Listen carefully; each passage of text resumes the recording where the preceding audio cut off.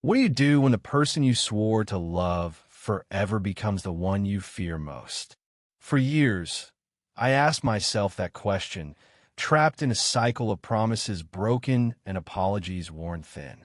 My name is Clara, and this is the story of the single step that rewrote my life. It was a humid August evening, the kind where the air clings to your skin like a second shadow. I stood in our cramped kitchen, the smell of burnt toast lingering from a breakfast we never shared. David's voice thundered through the house, each word a hammer against my resolve. "Don't you dare divorce me," he roared, his fist raised, hovering like a storm cloud ready to break. His eyes, once warm with laughter, now burned with something I no longer recognized.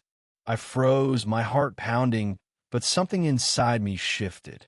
One step, that's all it took. I hadn't always been this version of myself, timid, shrinking, a ghost in my own home. 10 years ago, David was my haven. We met at a bookstore, both reaching for the same dog-eared copy of The Great Gatsby. His smile was crooked, his charm effortless. He'd read me passages under the stars, promising we'd build a life as grand as Gatsby's dreams. But dreams, like books, can fade. The first time he yelled, I blamed the whiskey. The first time he grabbed my wrist, I blamed myself. By the time his threats became routine, I'd forgotten who I was before him. That night in the kitchen, his fists still raised, I saw my reflection in the window of a woman I barely knew. My hands trembled, but my voice didn't. "I'm done," I said, the words sharp and final. His face twisted, rage giving way to disbelief. He stepped closer, but I took that one step back. Not toward the wall, not cowering, but toward the door. It was the smallest movement, yet it felt like crossing an ocean. The days that followed were a blur of courage and chaos. I packed a single bag, left a note, and slipped out while David was at work. I didn't have a plan, only a desperate need to breathe air that wasn't heavy with fear. I found a women's shelter on the edge of town, a place where the walls were painted with hope and the women carried stories heavier than mine. There, I met Lila, a volunteer with a voice like warm honey and eyes that saw through my defenses.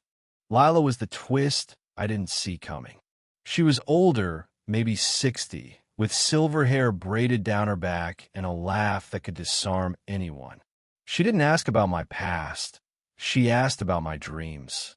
One night, over lukewarm coffee, she handed me a flyer for a community art class.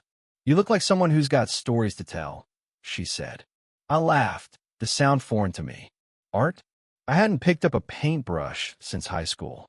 But Lila's belief was infectious, and I found myself signing up, if only to prove her wrong. The art class was held in a drafty community center, filled with mismatched easels and the smell of turpentine. I was terrible at first, my hands clumsy, my colors muddy. But each stroke felt like reclaiming a piece of myself. I painted the ocean I'd crossed with that one step, the stormy skies of my past, and the sunlight I was beginning to chase.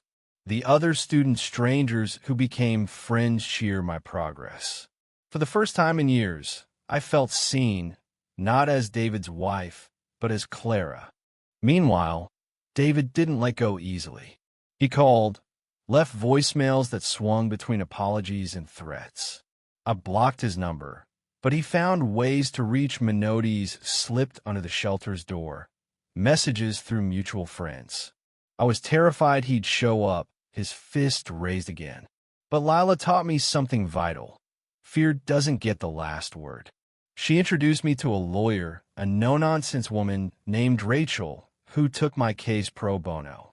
Rachel's office was a fortress of paperwork and determination, and with her help, I filed for divorce. The twist deepened when I learned David had been hiding more than his temper. Rachel uncovered financial records showing he'd been siphoning money from our joint account for years, funneling it into a secret fund. The betrayal stung, but it also freed me. He wasn't just controlling, he was calculating. The money he'd hidden was enough for me to start over, and Rachel fought to ensure I got it. When the judge ruled in my favor, I cried not for loss, but for the weight lifting off my chest. The art class became my sanctuary. One evening, our instructor announced a local gallery was hosting a showcase for new artists.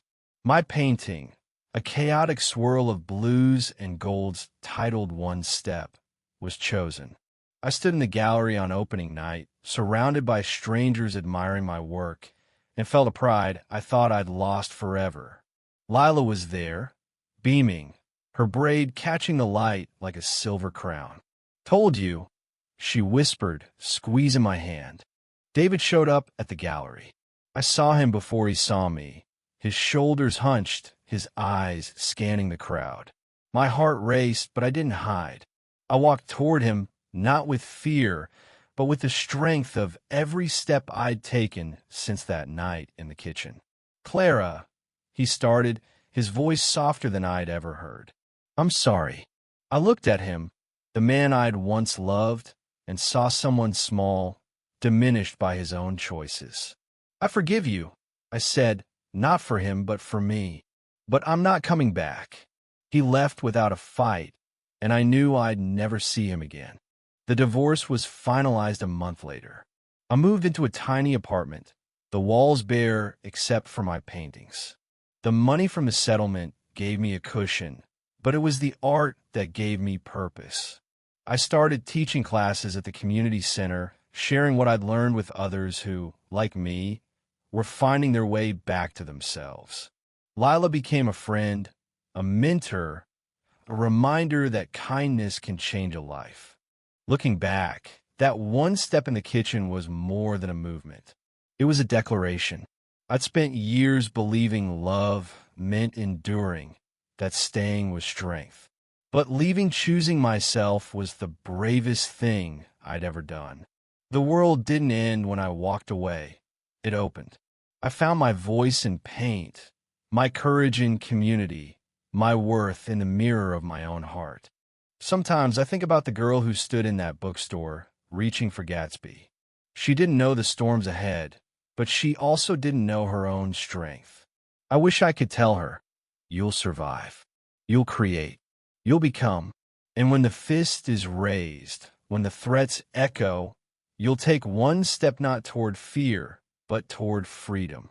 So, what do you do when the person you swore to love forever becomes the one you fear most? You take one step, and then another, until you're running toward a life that's yours.